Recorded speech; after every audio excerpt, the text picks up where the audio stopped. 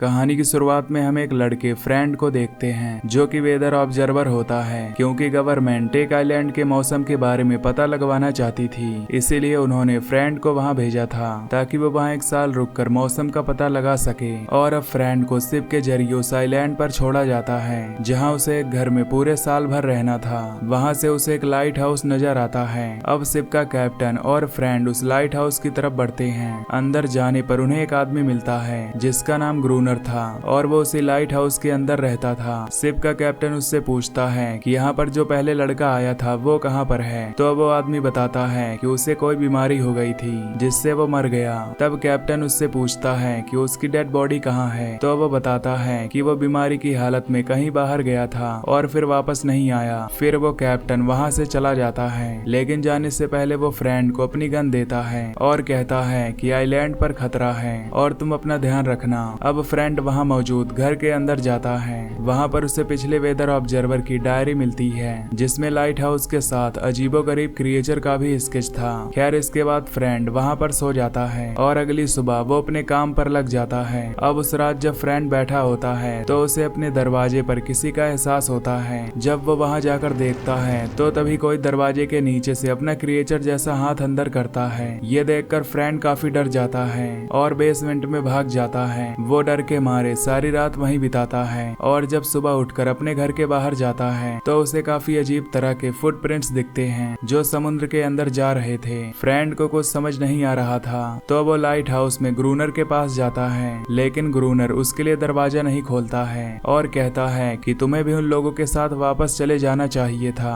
Friend जानता था कि वो क्रिएचर जो कल उसके घर आए थे वो आज भी दोबारा उसे ढूंढने के लिए आएंगे। तो वो घर के चारों तरफ लकड़ी की बाउंड्रीज बना देता है और तैयार हो जाता है। तभी घर के अंदर उसे एक बड़ी सी राइफल और काफी ज्यादा बुलेट्स भी मिल जाती हैं, जिससे उसे थोड़ा हौसला मिलता है। अब जैसे ही रात होती है वो क्रिएचर्स दोबारा आने लगते हैं और फ्रेंड उन पर फायरिंग शुरू कर देता है, लेकिन वो क्रिएचर्स बहुत ज्यादा थे।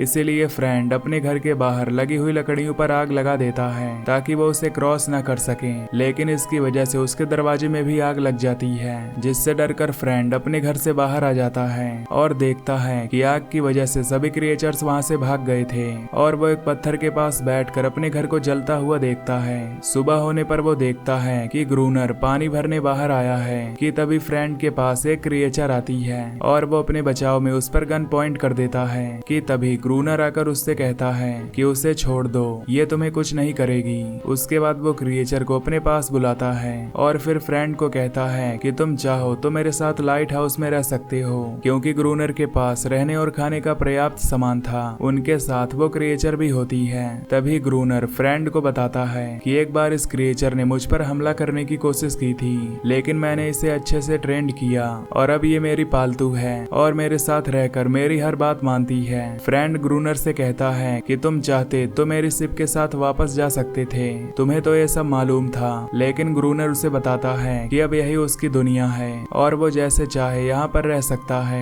तो फ्रेंड उससे कहता है कि ठीक है तुम यहाँ पर रहो, लेकिन जैसे ही कोई बाहरी शिप आएगी तो मैं उसके साथ चला जाऊंगा। इस पर वो बताता है कि यहाँ कोई बाहरी जहाज नहीं आएगा और अब तुम्हारी शिप भी एक साल बाद ही आएगी। ग्रूनर उसे कहता है कि तुम परेशान मत हो, ये क्रिएचर सिर्फ रात में हमला करते हैं, तो तुम्हें बस रात में अपना ख्याल रखना होगा। अब ग्रूनर उस क्रिएचर को छत पर छोड़ आता है तो वो रोने लगती है, जिससे उसकी आवाज सुनकर उसके साथी क्रिएचर वहां जाते हैं और लाइट हाउस पर हमला करने लगते हैं। तो ग्रूनर उन पर फायरिंग शुरू कर देता है। वो फ्रेंड को भी शूट करने को बोलता है, लेकिन डर के मारे फ्रेंड वहीं पर बेहोश हो जाता है। दूसरी तरफ ग्रूनर सारी रात उन क्रिएचर से लड़ता रहता है और सुबह होने पर फ्रेंड को जगाकर कहता है कि तुम्हें अगर यहाँ रहना है तो तुम्हें इन क्रिएचर से लड़ना होगा। और वो फ्रेंड को पानी लाने बाहर भेज देता है। जब वो पानी लेकर वापस आता है तो वो देखता है कि ग्रूनर और वो फीमेल क्रिएचर साथ साथ हैं। ये देखकर फ्रेंड को काफी अजीब लगता है। इसके बाद वो तीनों खाना खाने लगते हैं। अब रात होते ही वो सब क्रिएचर फिर से आने लगते हैं और अब फ्रेंड भी उन पर शूट करने लगता है। ये देखकर ग्रूनर अंदर का दरवाजा बंद कर लेता है और फ्रेंड को उनसे लड़ने के लिए अकेला बाहर छोड़ देता है। फ्रेंड सारी रात उन पर फायरिंग करता है। अब सुबह हो जाती है और हम देखते हैं कि साथ रहते हुए भी वो दोनों दोस्त नहीं बन पाए हैं और वो बस यहाँ रहकर गुजारा कर रहे थे।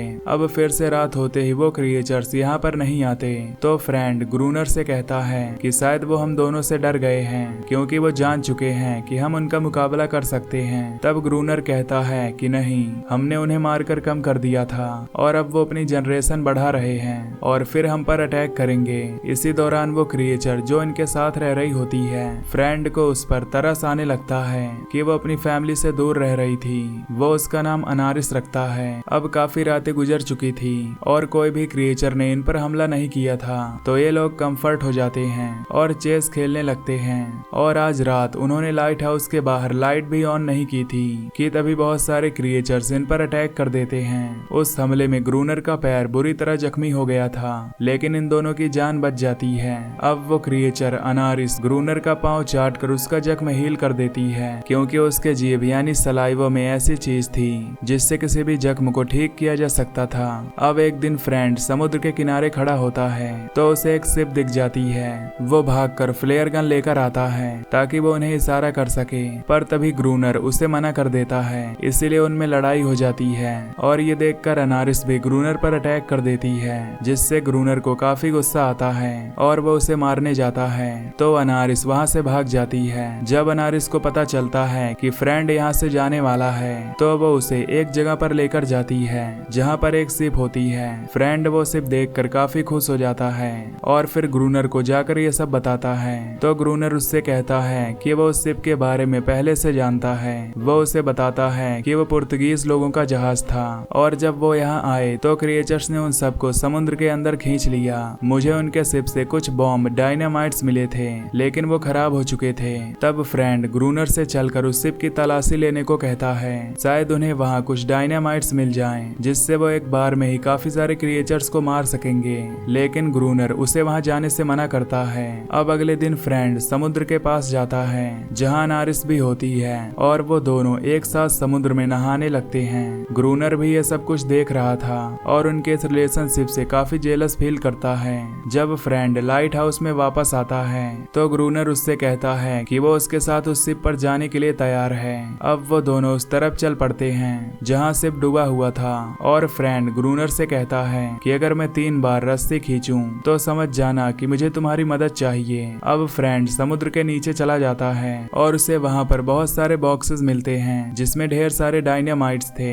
वो एक एक करके बॉक्स ग्रूनर को पकड़ाने लगता है और तभी वहाँ पर उन क्रिएचर्स के बच्चे आ जाते हैं, जिससे फ्रेंड डर कर गिर जाता है और 3 बार रस्सी खींचता है। लेकिन ग्रूनर जानबूझकर उसे ऊपर नहीं खींचता क्योंकि अब वो उसे बचाना नहीं चाहता था। तो फ्रेंड खुद की हेल्प करते हुए अपना ड्रेस खोल देता है और समुद्र के ऊपर आ जाता है और फिर वो लोग डायनामाइट लेकर यहाँ से चल पड़ते हैं। लाइट हाउस में पहुंचकर उसके चारों तरफ वो डायनामाइट्स लगा देते हैं, लेकिन उसके एक हफ्ते के बाद भी कोई भी क्रिएचर वहाँ नहीं आता। अब हम देखते हैं कि इस आइलैंड पर सर्दी भी पड़ने लगी थी, चारों तरफ बर्फबारी हो रही थी और ग्रूनर चाहता था कि इससे पहले वो उन सारे क्रिएचर्स को मार दे, इसीलिए वो हमेशा जागता रहता है कि कब क्रिएचर आए और वो उन्हें ब्लास्ट करे। अब यहाँ ग्रूनर को बहुत गुस्सा आता है कि ये क्रिएचर्स हमारे साथ क्या गेम प्लान कर रहे हैं। इस बात का गुस्सा निकालने के लिए वो उस फीमेल क्रिएचर के पास जाता है और उसे मारने लगता है। तभी फ्रेंड उसे पीछे से रोक लेता है। ग्रूनर काफी जेलस था कि इन दोनों में काफी दोस्ती हो गई है।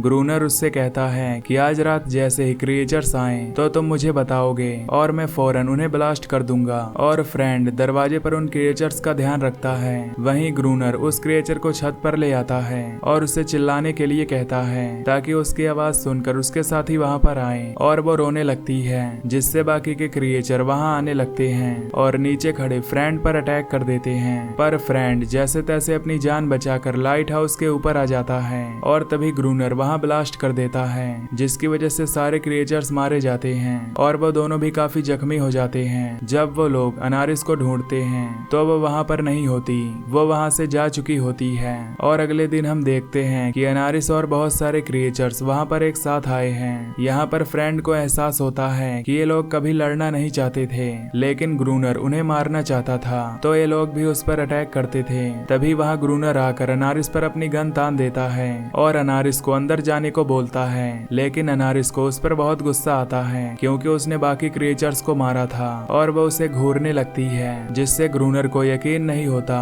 और वो लाइट हाउस के अंदर चला जाता है और तभी अचानक उस क्रिएचर पर फायर कर देता है जिसमें एक छोटा क्रिएचर मर जाता है। अब रात होती है और सब क्रिएचर समुद्र में चले जाते हैं और फ्रेंड जब अंदर आता है तो ग्रूनर और उसमें लड़ाई हो जाती है। ग्रूनर उसे जान से मारने ही वाला होता है कि फ्रेंड उसे उसके असली नाम से बुलाता है और बताता है कि तुम वो हो जो मुझसे पहले यहाँ मौसम का हाल पता करने आए थे। ये सुनकर ग्रूनर घबरा जाता है क्योंकि वो नहीं चाहता था कि कभी भी किसी को उसकी असलियत का पता चले, वरना उसे वापस बुला लिया जाता। अब वो उसी हालत में लाइट हाउस के बाहर चला जाता है और सभी क्रिएचर उस पर अटैक करके उसे मार देते हैं। अब यहाँ फ्रेंड ही अकेला बच गया था और यहाँ रहते हुए उसे पूरे 1 साल हो चुके थे। और तभी वहाँ पर कुछ लोग और शिप का कैप्टन आता है और उनके साथ एक और वेदर ऑब्जर्वर था जो अब फ्रेंड की जगह यहाँ पर काम करने वाला था। यहाँ पर फ्रेंड की हालत काफी बदल चुकी थी तो वो लोग समझते हैं कि वो ग्रूनर है जो लाइट हाउस में काम करता है। और यहाँ फ्रेंड भी उन्हें अपनी असलियत नहीं बताता। वो लोग उससे जब फ्रेंड के बारे में पूछते हैं तो वो उसे वही जवाब देता है जो ग्रूनर ने दिया था।